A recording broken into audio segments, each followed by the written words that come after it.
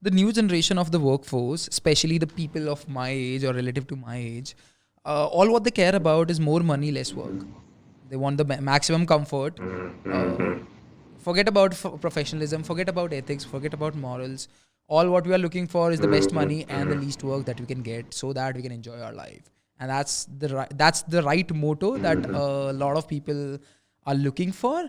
And they're not actually thinking it in a long term perspective. Everyone's thinking about a short term duration in which they can like they want to earn the maximum money that they can, but they are forgetting this thing that if they want to go long term onto anything, or if they actually want to grow exponentially, they need to stick to one place, have some patience in order to build trust to the company or to the organization that for which they are working for. And only if you have the trust and loyalty and the ethics to work for that organization, then only you'll be getting a position to lead some other people or to lead something which will eventually put you in a position of the maximum compensation and the maximum responsibility, name, as well as the power, if someone is looking for that. But a lot of people right now, so okay, I had an interaction with a lot of people who are 10 years older than me or even 15 years older than me. Their mindset was completely different than the new generation workforce that's coming up.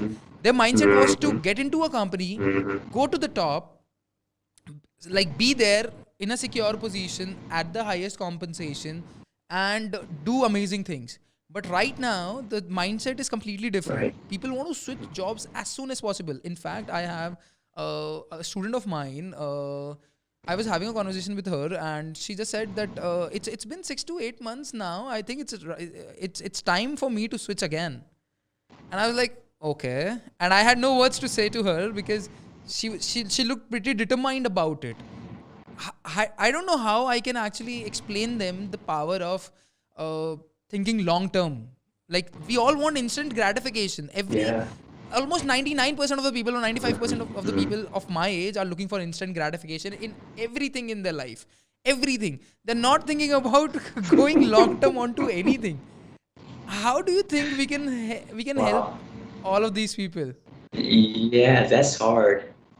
That's hard. It's hard to relate to, unfortunately, for me, Shrey. I'm over 40, so I come from a different walk of life. I can't, I don't have a lot to. I can't just relate. I just don't know it. I mean, I see it, and these conversations are helpful for you to help educate me on it.